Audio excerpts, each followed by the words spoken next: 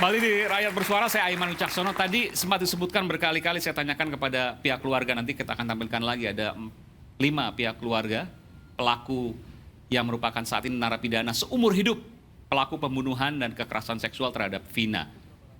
Ya. Tadi disebutkan, saya ke Bung Yogi, Aep dan Dede, saksi yang tidak pernah dimunculkan oleh mereka, meskipun Pak Ito mengatakan itu kewenangan penyidik karena saksi juga memiliki hak untuk tidak membuka, penyidik memiliki hak untuk tidak membuka saksi. Jadi Aep dan Dede itu siapa? Baik, terima kasih. Jadi saya agak sedikit berbeda dulu dengan beliau, Pak Ito. Memang betul di dalam pembuktian hukum pidana, khusus kasus-kasus tertentu yang bisa membahayakan daripada saksi, khusus narkoba, tindak pidana korupsi, itu saksi itu bisa dilindungi. Tapi dalam konteks hukum pidana yang sifatnya general seperti ini, itu saksi itu harus muncul ke permukaan. Nah, di awal tadi sudah jelaskan bahwa orang tua almarhum Eki ini yang bernama Rudiana, dia mendapatkan informasi yang sesat daripada Aep dan Dede. Dan ada latar belakang kenapa kedua ini memberikan informasi yang sesat kepada orang tua daripada almarhum Eki. Karena kedua orang tersebut adalah pegawai cucian mobil di samping sekolah SMP 11. Dekat TKP itu? Bukan dekat TKP. TKP kan agak jauh. Berapa kilo itu? Ada 1 kilometer dari Baik. tempatnya Ibu Nining. Nah, suatu ketika ini informasi yang kami dapat dari hasil investigasi di sana. Ini anak-anak muda ini, yang orang-orang baik ini, yang pekerjaannya pekerja kasar dan hanya bangunan, yang dipikiran mereka setiap hari kerja dapat duit nanti per mingguan. Suatu saat pernah menemukan kedua orang ini membawa wanita yang gak bener ke tempat cucian mobil, sehingga ditegur supaya mereka tidak membawa wanita ke tempat cucian mobil, karena orang itu bukan orang asli orang sana. Jadi untuk menjaga ya kredibilitas daripada lingkungan itu, akhirnya mereka ditegur. Oleh Aep dan Dede itu? Bukan, oleh anak-anak muda ini. Oh, si Aep dan Dede tadi? Ditegur. Oke, Maka baik. informasi itulah yang disampaikan oleh Aep dan Dede kepada orang tuanya, bahwa di malam kejadian itu ada anak-anak muda berkumpul di sana. Sehingga terbentuk opini yang salah daripada Pak Rudiana yang notabene punya putra almarhum Eki. Oke, itu Tanpa diolah dulu terlebih dahulu, sehingga ditangkapin mereka tertanggal 31. tahu dari mana Anda bahwa itu Pak Rudiana yang kemudian melakukan proses investigasi soal itu? Karena mereka tahu para terpidana ini, kalau yang menangkap itu Pak Rudiana dan anggotanya. Itu asumsi Anda bahwa yang melakukan investigasi adalah Pak Rudiana? Ya. Kami juga sudah mengundang Pak Rudiana, Ibtu Rudiana. Ya. Dari Satuan Narkoba. Narkoba. Itu ayah Eki, korban. Iya. Nah, sehingga bila mana pada saat itu informasi itu dimatangkan dulu dalam konteks penyelidikannya, betul nggak informasi itu terkait dengan peristiwa yang ada di sana hubungannya dengan satu pembunuhan atau kecelakaan? Oke. Jadi maksud Anda si orang yang ditegur oleh pemuda-pemuda tadi sakit hati, lalu bercerita tidak benar ke investigator, penyelidik waktu itu yang merupakan ayah dari Eki. Itu dugaan. Oke. Pak Ito boleh nggak jawab soal itu, Pak? Sebetulnya kalau di dalam proses peradilan ya Mas Aiman, kalau hakim tidak yakin pasti dia akan minta. Karena sumber beritanya kan dari Aep dan Eki, dari si Aep ini kan ya. Dan juga kita melihat bahwa apa yang disampaikan Bang Yogi ya itu versi beliau kan. Satu hal lah itu, oke. Karena kan kita tidak tahu betul menit demi menit, detik demi detik. Karena dalam hukum pidana itu kan ada locus delicti, ada tempus delicti. Tempus delicti ini bisa berubah.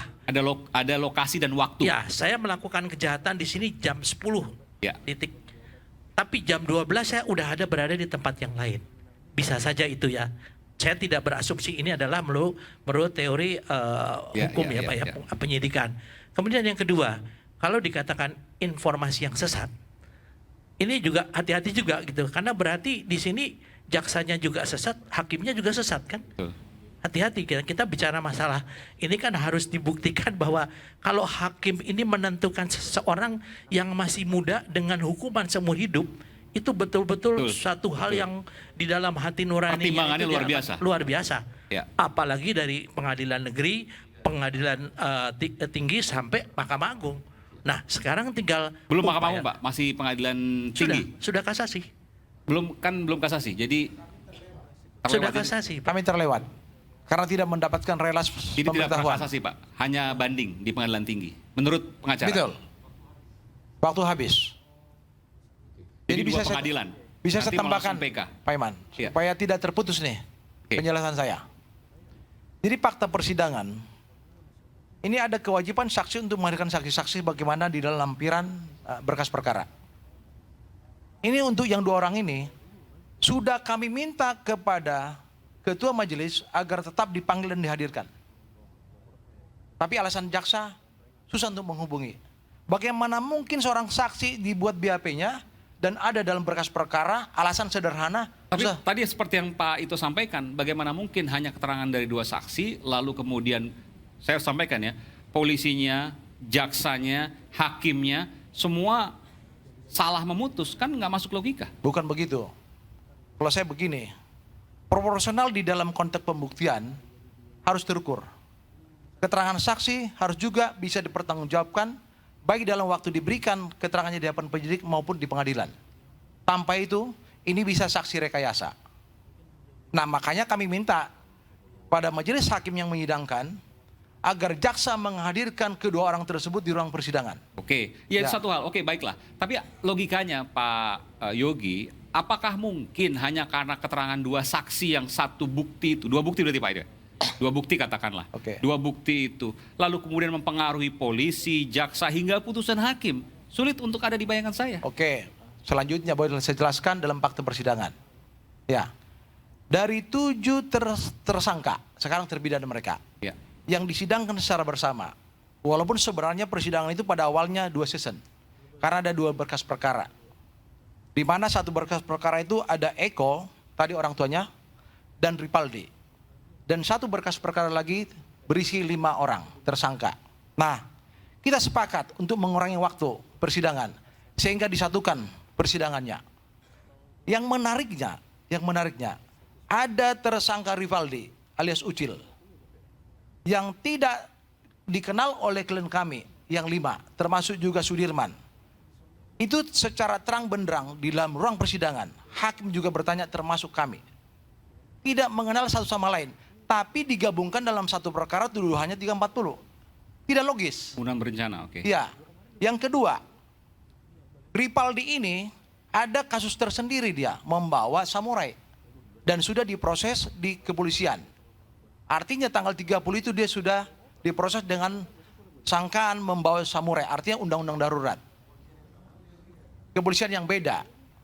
Di sektor kalau tidak salah ini. Oke. Nah, lalu Izin Aiman, Bang Yogi pada waktu pengadilan itu ya, Betul. ataupun proses mendampingi itu, ada perasaan tertekan nggak waktu itu? jelas. Hah? Jelas kita di demo. Di demo, Oh, Di demo. ini Oleh? fakta baru lagi nih. iya. Oleh? Oleh? Oleh pokoknya yang merasa tidak suka kami untuk membela mereka. Karena stigma di sana mereka adalah pembunuh dan pemerkosa. Apakah itu bisa saja kan warga dan lain sebagainya yang kemudian Itu punya suruhan. simpati? Itu Dari suruhan. mana Anda bisa bilang itu suruhan? Lah kita lihat sendiri kok. Kalau masyarakat yang normal tidak mungkin melakukan action-action yang sifatnya ini mengarah kepada kekerasan kepada kami. Sampai ruang persidangan aja digedor-gedor. Terus Bapak mau saja perkaranya digabung gitu. Kenapa nggak mengatakan nggak bisa digabung ini? Bapak, Jadi begini, kami waktu itu sepakat untuk menghemat waktu. Karena terkadang ini berapa jam harus menunggu. Karena kasusnya sama, tuduhannya sama 340, 338 termasuk juga juntonya pasal 81 Undang-Undang Masalah Peradilan Anak, ya. Akhirnya kami sepakat. Sebenarnya itu nggak ada masalah.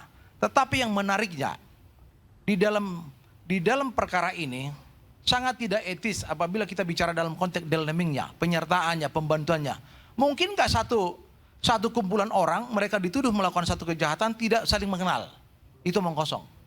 nah, Itu dulu. Bapak nggak walk out misalnya ya ketika 2 saksi yang Bapak anggap penting sekali ini nggak dihadirkan atau ini digabungkan orang yang nggak ada relevansinya, Bapak sebagai pengacara nggak walk out misalnya? Begini, kami tetap menghormati peradilan, walaupun upaya itu sudah kami sampaikan kepada Inilah hakim. akibatnya ya. Sampai yang Mungkin boleh berikutnya. saya potong sedikit, Pak. Pak. Jadi kalau polisi sudah melakukan eksaminasi, karena ini satu proses peradilan yang sampai inkrah, sepengetahuan saya kalau inkrah itu kan sudah Mahkamah Agung, Pak ya. Nah, berarti harus ada juga eksaminasi dari kejaksaan. Kejaksaan punya komjak, kemudian pengadilan punya komisi yudisial.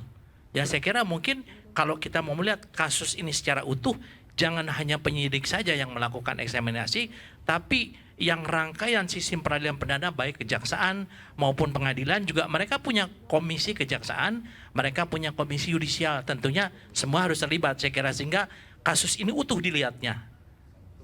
Ya, ketiga-tiganya eksaminasi itu. Menurut saya demikian gitu, Pak. Oke, diperiksa kembali lah gitu ya.